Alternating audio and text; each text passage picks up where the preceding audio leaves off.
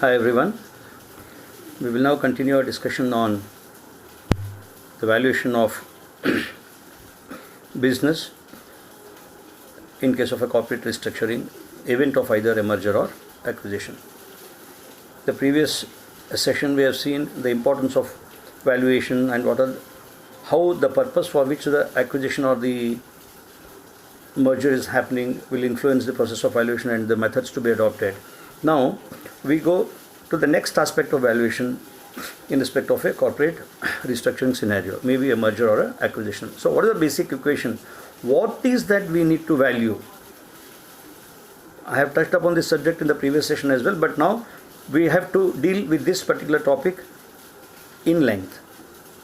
Okay, now what is that we need to value? And as I said, whenever a merger or an acquisition proposal is put up, or whenever a merger and acquisition happens, invariably the target company need to be compensated for having sold the company to the acquiring company. Or in case of a merger, both the companies getting liquidated also need to be compensated by the new company which is coming into existence. So essentially, a transaction of buyout of a company will involve a cost or a price, which is technically, as we already know, is called a purchase consideration. Now, how do we arrive at this? What is the basic equation of valuation of company? Is there any basic equation? Yes, but this is only for the purpose of understanding. Different authors have given different versions and different abbreviations for the formulas that they have done. Now let's see what is best from our point of view at a later point of time. But as of now, the basic valuation equation is what we need to understand. What the basic valuation equation is. Now the fundamental question will determine that. What is the fundamental question? What is that I want to value? Company or business or few assets that are being acquired from the target company. Essentially, the first answer would be, when a question is asked about what need to be valued, invariably the answer will be, we need to value the company. The valuation has to be valuation of the company. Valuation of the company. And what this valuation of company comprises of would be the next question. The valuation of the company comprises of two parts. The first part is valuation of the business. Valuation of business, and then the valuation of the non-operating assets of the entity also. Now, what are the non-operating entities? Non-operating entities are those assets which generate additional cash for the business, but which are not directly involved in the manufacturing process or are directly involved in the process of manufacture or in the operations. Indirectly, the support is there for business, but however, they are not directly involved in the operations part. And these assets also need to value in case they have got some extra cash generating capacity in addition to valuing business. So valuation of company VC, if we can take it as VC, is equal to valuation of business, that is VB, plus valuation of non-operating assets, which we can term as VNOA. So VC, that is valuation of company, is equal to VB plus VNOA. This is the basic equation of valuation which we need to keep in mind for the purpose of beginning the study on the valuation. So what is that valuation of company means? Valuation of company is equal to the valuation of business, the valuation of business of the company on one hand, and also the valuation of the non-operating assets of the company. Now, it is also important for us to understand that even in a case where the valuation of business is absolutely negative, where the business does not have any value at all for one reason or the other, because of the markets not being there at all, or because of obsolescence and the old technology that the company is still sitting on, the company not upgrading itself or adapting itself to the latest technologies, okay, and due to obsolescence factor, the company not having any market at all, or the sales have drastically come down for one reason or the other. Maybe the technical reasons, the market reasons, or the financial incompetence of the company. For whatever the reason, in case the business is not doing well, if the business is not doing well, then obviously the value of business will be negative, or it will be almost slightly positive or negative, or sometimes it can be zero also. So even when the value of business is zero, or the business as such does not have any value at all, the non-operating assets may pose a tremendous cash generation capacity, owing to which the company still can be sold at a astonishingly high values sometimes. Now, one small example, if we can take to illustrate this further. Now, we will take case of a company which has utterly failed to upgrade itself to the latest technology, and due to which the products it is it's manufacturing are of the old order of standard, and slowly the markets have receded, and the company has come to a stage where unless it spends crores of rupees on upgrading the technology or upgrading the machines, there is no way that these products can be sold in the market. So the business has almost come to a halt. In such a scenario, do you think any proposal for acquisition or merger would come to such a company? Absolutely not. Absolutely not. So what happens? Such companies will find it very hard to sell themselves. Okay. But however, in case this company is having huge amount of non-operating assets which are valued much beyond the value of business itself sometimes, then in such a case definitely a buyout is possible, because then essentially these real estate assets of the company would fetch the buyer a huge amount of value addition. One small example could be, if a company has got abundant land bank with that. So let's say a company has got something like 25 acres of land, out of which the factory may have been built around 10 acres, and still you have got around 15 acres of land, and assume the land was bought 10-15 years before, and the price of that land today is astonishingly high, valued at crores and crores of rupees. In such a case, what happens? Although the business as such does not carry any value here, the land bank that it has got, the additional 15 acres of land and plus the 10 acres of land on which the factory is built, the land bank which was bought 10-15 years ago under a scheme of the government, probably at a very throwaway price, now is valued in several crores. So what happens now? Although this particular company does not have any strong business, or it doesn't have any business value, or the valuation of business is almost zero, because of the land bank that it possesses today, which really values very high in the market, or the selling price of which is very high in the market today, still this particular company can get a better valuation for that in the event of an acquisition. Is that clear? So what happens? Some non-operating assets, mainly the real estate, we refer to the real assets part, the real estate part, the land and building part, mainly the land part. Okay. So what happens now? If at all the land bank is there, if the company has got abundant additional land available with that, and although the business value is zero, in such a case, even the company can sell itself at a very good valuation, because essentially it will amount to the sale of this additional land that it possesses. So what is happening now? Valuation of the company essentially means valuation of business plus valuation of its non-operating assets. Sometimes the valuation of business can be less than the valuation of non-operating assets, or even sometimes the valuation of business may be totally zero, and even in such a case, if the non-operating assets are available abundantly, even in such a case the company might get a very good valuation when it wants itself to be sold to someone else, or somebody else is trying to acquire this as a target company. So this is the basic equation. The basic equation of valuation is, valuation of company is what we need to do. So if anybody is asking a question, what is valuation in the corporate restructuring, you should straight away say it is valuation of the company. Now, what this valuation of company comprises of is two important parts. One is the valuation of business. Valuation of business essentially means the entire strength of the company in terms of its capability of production, the production size, okay, the dairy production rate, and what amount of market has it got, what has been its turnover in the past, and what is its credit cycle between debtors and creditors, and how much of limits does it enjoy from the bank, and what has been the fixed assets turnover ratio. The entire ratio analysis, probably what you have studied in your accountancy, will be of immense help here in terms of understanding the valuation of business.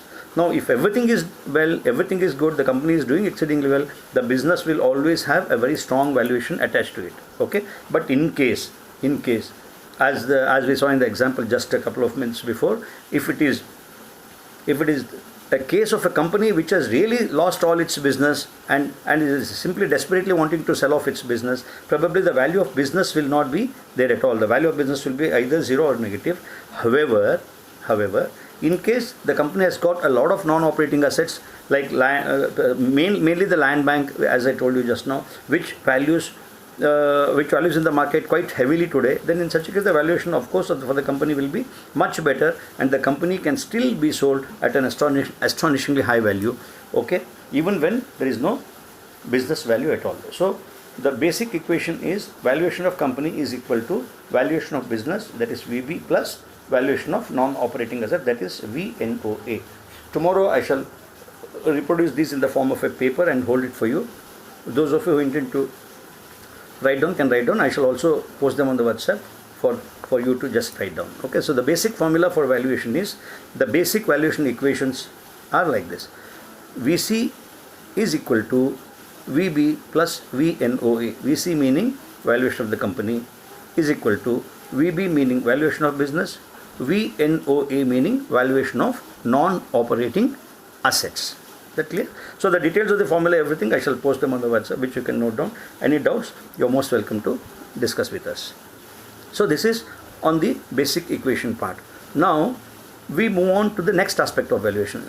The first session we have seen what the purpose is, and purpose will greatly influence, the purpose of acquisition or merger will greatly influence the valuation methods to be adopted in the process of valuation also. This is what we have seen. And now we just saw the basic equation of valuation, what it looks like. Okay, then there are a lot of formulae that we shall be seeing little later on subsequent sessions. Now the next important aspect of corporate valuation is the valuation process itself. What this process involves. Is it an art? Is it a science? And as already we all know, it's both a science and an art. The valuation process in case of a corporate merger is both a science and an art.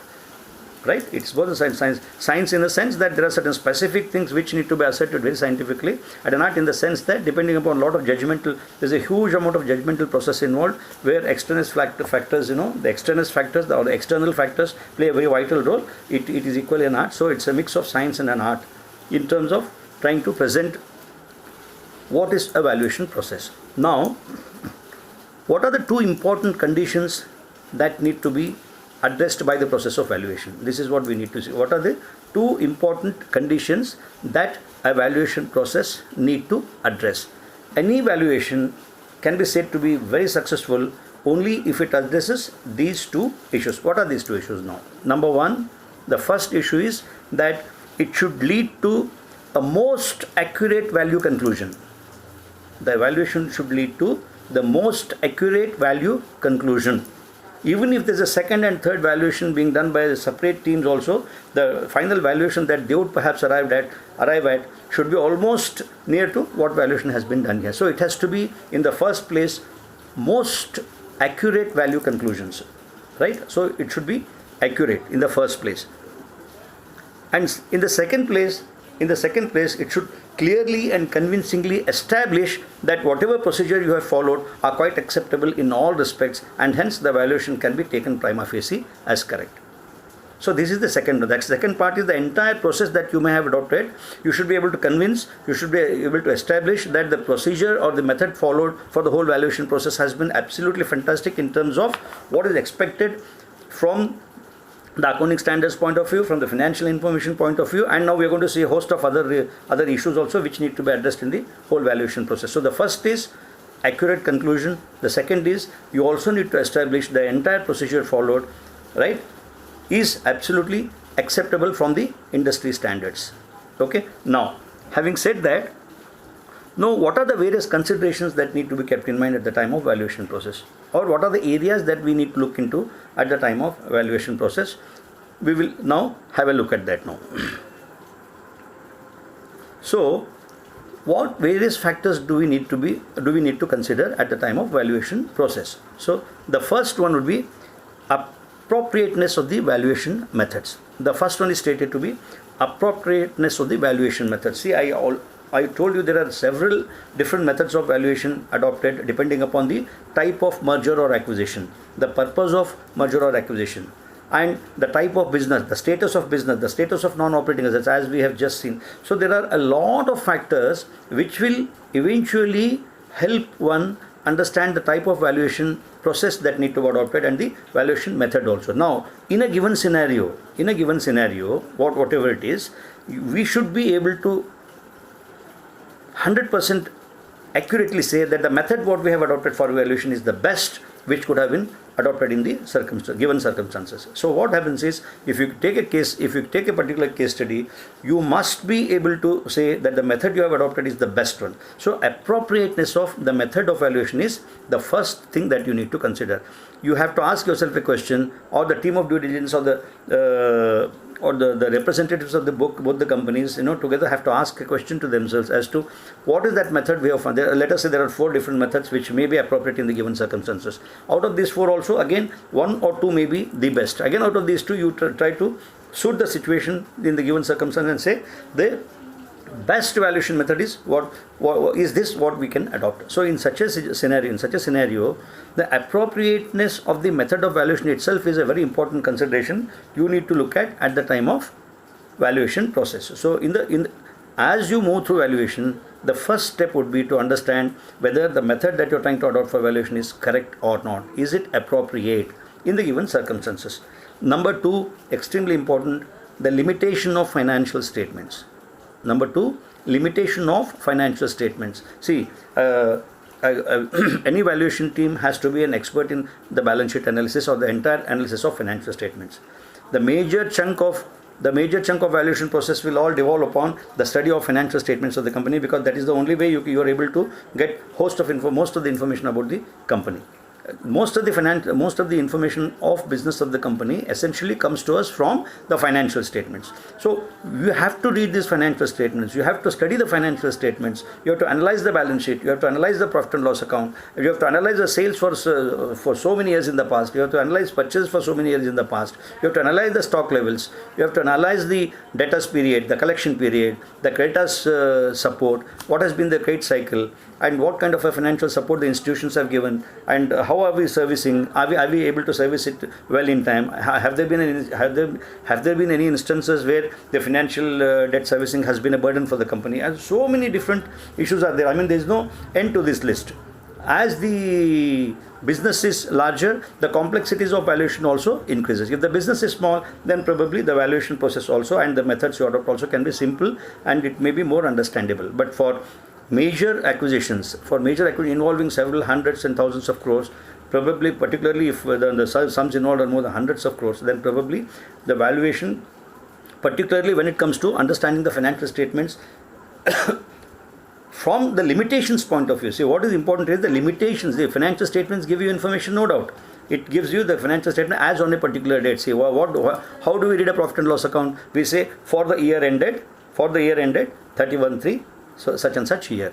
And when it comes to balance sheet, what do we say? Balance sheet as on. So the information contained in these financial statements is relevant as on that particular date only. A day before and a day after that, the situation might be entirely different. So what is important is, as on a specific date, when these financial statements are prepared, we need to read these financial statements from the point of view of understanding the limitations, if any. Is there anything that I very badly need but these financial statements are not able to provide to me?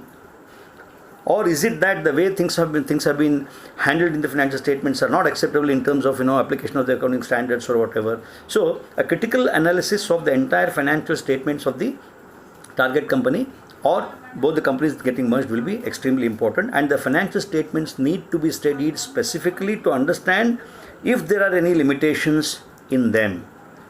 What do you mean by limitations in them? Anything that affects the valuation process. If there is anything available in excess or missing which affects the valuation, then you can say it becomes a limitation on the financial statement. So the second important consideration in the valuation process is the limitations of financial statements. What limitations do they pose? So this is another important issue. Next is financial information commensurate with the nature of business. See, whenever, if at all, a merger or an acquisition has to go to a stage where the valuation process need to be discussed, and believe me, several rounds of negotiations and discussions, meetings, exchange of thoughts, exchange of ideas, exchange of information about everything would have happened. And during this process, a huge amount of information may already have been collected, but still, when it comes to deciding on the valuation process, you just have to ensure that all the critical financial information that is required depending upon the size of the business is available or not. See, this is quite judgmental, and it calls for special expertise in terms. See, one has to be a financial expert. Let's be very frank on the fact that one has to be a financial expert in. If at all he has to be a part of the valuation team, and he has to be an expert in analyzing balance sheets and profit and loss accounts and derive extraordinary conclusions about the performance of the business from time to time. You could go back in time for 5 years. You could go for projections of the next 4 or 5 years. So in both the cases, the financial statement analysis or preparation of financial statements or reading the financial statements critically, okay, all is possible only if you are a financial expert, maybe a practicing chartered accountant or somebody who has got abundant experience in dealing with mergers and acquisitions quite often, okay, or sometimes you need the assistance of a cost accountant also, a company secretary also, or probably an MBA, a management graduate from a premier institution like IIMs, etc. So you see, it does call for an expert team of expert members from the team who need to really attend the valuation process. So the next important consideration, what we are discussing right now is whether the financial information that you collect is commensurate with the nature of business. So depending upon the nature of business, financial information will become more relevant. Now, looking at the nature, what is the nature of business? What is it nature of business? Is it into manufacturing? Then if the unit is into manufacturing, then the working capital cycle becomes extremely important for you. Then you need to understand the whole process of manufacture. Then at each process, what are the costs involved? Whether the company has got a certain cost system already in place, where the manufacturing cost can be ascertained systematically. I know so many things.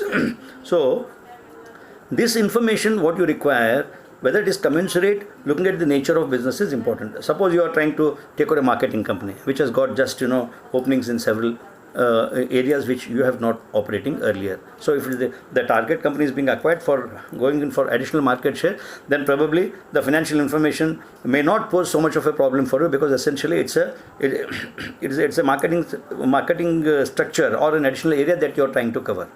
The company that you are acquiring is a marketing company which essentially will support you for sales and has nothing to do with production or manufacture. But supposing with an intention of improving your production capacity from, let's say, 1 million to 1.1 million or 1.2 million, 1.3 million, if you are acquiring a plant, if you are a manufacturing plant, then perhaps the financial information that you require, even the cost information will be abundantly important, and a lot of information will be required to really go for proper valuations, to keep proper valuations in place. Okay, so at the time of valuation process, I need to reassure myself that I have financial information which is commensurate with the nature of business. So this is the third one.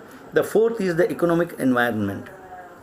Economic environment. It means how do we study this? Number one, we should look at the nature of business. Number two, we look at the industry. And in economics, perhaps all of you know. If not, please understand now. When we talk at a macro level, we use the word industry. And when we talk about each unit at a micro level, we call it a firm. So several firms constitute an industry. If I say cotton textile industry, there may be 100 textile manufacturing companies which individually are termed as firms, and eventually all of them together form cotton textile industry first. So this is the standard in which the issues are normally addressed from an academic point of view. When I say firm, it's an individual. When I say industry, it includes several firms which constitute an industry. So if I say, for example, if I'm trying to buy out textile garment manufacturing company, if I'm trying to buy out, or if my target company is a textile manufacturing company, then what do I need to study? I need to know the complete industry information on that cotton textile industries. How the textile industry has been doing, whether the growth of the textile industry in the past, looking at the past, has been growing.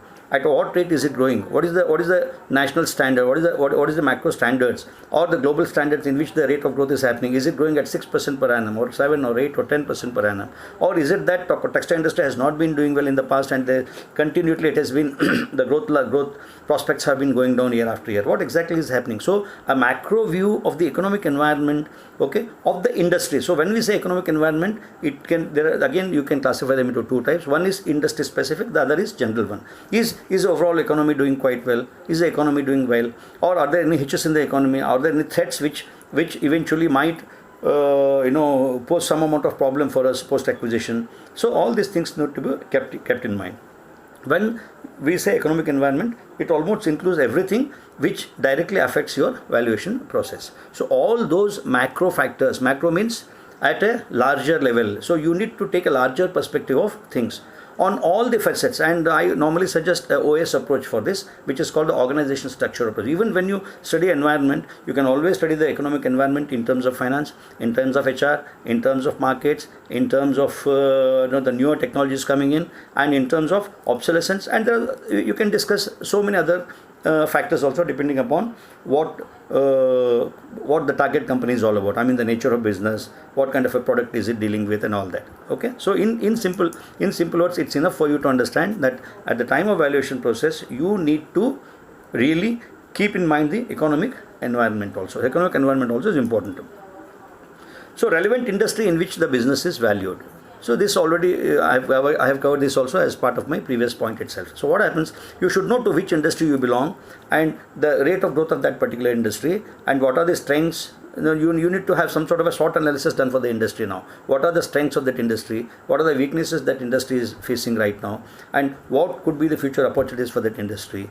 And finally, what the threats or the challenges could be. So you need to have some sort of a SWOT analysis done on the industry, and then decide for yourself whether it's really right on your part to go for that acquisition, or right on the part of both the companies to get merged with each other. So this need to be addressed. So economic environment becomes extremely important, and you have to consider economic environment through your valuation process.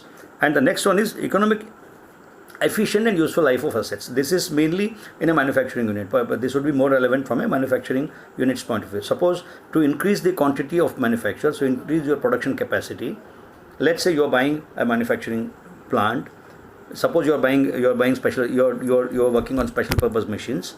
You're now, let us say, producing 50 machines per month, and now you want to increase the capacity from 50 to 60.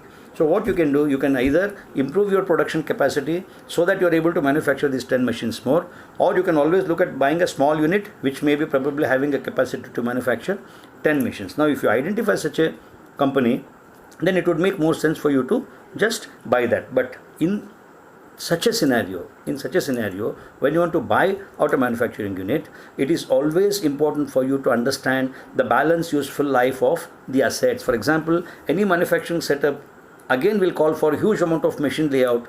However technically sound you may be, end of the day you need to have either automatic machines or the manual machines, or maybe a combination of both in place. A machine layout is a must. So you would be using a lot of plant and machinery and a lot of different assets in the course of your manufacture of a particular product. Now all these machines, how old are they? For how many future years can I use these assets for the business having bought it? Or is it that soon after 2 years of my buying, I need to replace all these assets or this machinery? Or is it that they have been bought out new and they have got another useful life of 8 to 10 years? So even after I buy, I do not have the headache of replacing those assets for the next 8 or 10 years. So the useful balanced life of assets also is what is very important. You need to consider this factor through your valuation process. Alright, now these are the general considerations you need to keep in mind for the purpose of valuation. Now, if at all you want the valuation to be more scientific and more accurate, and as you already know, this is one of our main purposes of valuation process. What are the two twin conditions of valuation? I said, when the valuation is said to be successful, number one, I repeat, you should reach most accurate value conclusions. So it has to be as accurate as possible. Now in this direction, what are the factors that we need to look into? Now generally we have seen what are the various considerations, what are the factors to be considered. Now so as to enable us to reach to right value conclusions, to arrive at the most accurate value, what are the points that I need to keep in mind? So this is what we're going to see further now. One is understanding actual computations of various valuation formulas and ratios. See, this is what I told you. The entire valuation process finally involves valuation of your, a complete critical scrutiny of your financial statements. You need to apply appropriate ratios. You need to take out a lot of ratio, and you need to work heavily on the ratio analysis and work for these ratios, a comparison of these ratios for the past period and the present period, and probably in the same range if they say it has to be calculated for a future period, how the overall profitability looks like, and things like that. So what is important is understand the actual computations of various valuation formulas and ratios. So these also need to be as accurate as possible, and depending upon the circumstance, you need to apply a particular formula, or you need to apply a certain ratio analysis and check how the results compare. Okay. And another important point is whether through the process of valuation have I adopted generally accepted accounting principles and standards or not. This is extremely important, because don't forget that you are not independent. Your business is not independent of rest of the industry. You're always part of the industry, and when you relate to yourself to a particular industry, all the standards prescribed for the industry have to be invariably followed by you as a part of that industry or a firm belonging to that industry. And this is one part. And coming to the financial aspect of it, you also should know that you also should ensure that all the proper accounting standards and accounting principles are properly followed at the time of valuation. Okay. See, for example, one small example, if we can take to illustrate this further, you can say we always look at the stock as on a particular date, what is lying with the target company. And when we buy any company as a going concern, please understand it is but natural that some stocks are bound to be there. The company could have some raw material stocks, the company could have some work in progress or work in process, and the company could have some stock of finished goods also. Now, there are certain well accepted accounting standards that need to be followed. There are certain accounting principles that need to be followed at the time of valuation of these stocks. Cost of one such example could be the valuation has to be always like the cost or market value, whichever is less. It should be either the cost or the market value, whichever is less. This is the way in which the valuation of stock in trade need to be done. Now, it is for you to ensure that this particular principle, which is accepted universally, okay, and the standards, if any, which are prescribed for the purpose of valuation of stocks, is properly applied or not at the time of valuing your stocks, which also will be a part of your total valuation, right? So this is one such example. Then understanding the facts associated with historical growth of business, and this is again a part of this will automatically come when you are analyzing the financial statements for the past period. You have to understand the complete history of the company. So as to reach right valuation conclusions, you should know any unusual fluctuations that may have happened in the business in the past. You have to keep yourself abreast of all that. And believe me, a lot of cooperation also is required from the target company in terms of providing this information to you honestly, so that you are able to expose yourself to the happenings in the past. So the historical performance, the historical special events in the company also need to be looked into while through the valuation process. Then some amount of future projections also will become very essential for the purpose of valuation. We will address these issues at appropriate time. Now, it would suffice to say, right through the valuation process, whatever points we have now discussed need to be considered. And in the scenario of what we have studied just now in the session, the whole process of valuation need to be done. So, what are the few things that we have covered now? One is we have covered the basic equation or the basic valuation process or the basic valuation equation we have covered, and what are the factors that need to be taken into account for the purpose of valuation in a merger or acquisition also is what we have seen now.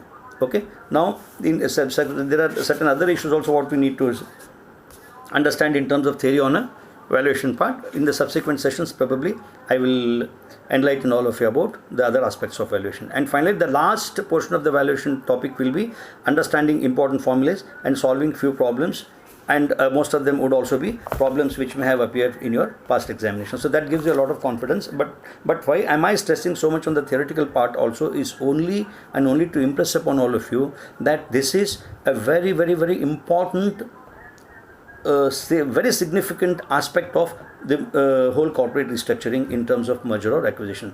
Valuation is at the heart of the whole process of merger or acquisition. If there's any minor mistake also happening in the valuation, then it may cost extremely high. It may cost extremely high in future for the acquiring company. So the right valuation is equally important from a target's point of view also, and from the point of view of a acquiring company also, or perhaps in case of a merger for both the companies getting merged, because there should not be any injustice on either side. The person who is selling the company must get the best price for it, and he should be convinced that he has got the best price. And on the other hand, the acquiring company must feel, yes, I have really got the worth of what I have paid to the target. So if both the parties are satisfied, if your valuation figures could reach this stage, then we can fairly say that you have been very successful in valuing your business. Okay. The other aspects of this we shall look at in our subsequent sessions. Thank you.